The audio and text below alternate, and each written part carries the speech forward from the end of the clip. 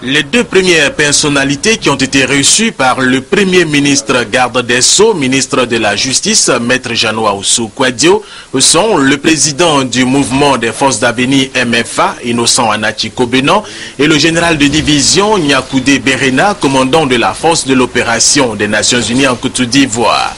Le président du MFA, Innocent Anachi Kobenon, dit être venu exprimer son soutien au processus de réconciliation.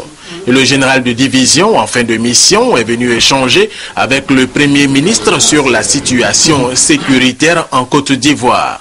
La paix est revenue en Côte d'Ivoire, mais la sécurité est encore relative.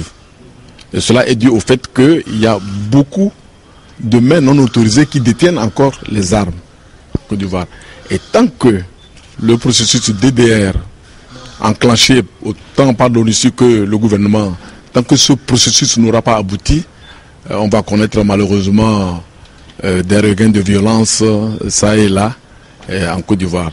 C'est tout à fait normal pour tout pays qui vient sortir de guerre. Nous encourageons le Premier ministre à tout mettre en œuvre pour que très bientôt en Côte d'Ivoire, toutes les forces politiques, sans exception, de même que toutes les parties les plus représentatives de la société civile soient associées à la gouvernance et à la gestion de l'État. Autre personnalité à être reçue par le Premier ministre, le président de l'Union libanaise culturelle continentale, Zaha Nahib, et son Excellence Yalcin Kaya Erensoy, ambassadeur de Turquie en Côte d'Ivoire.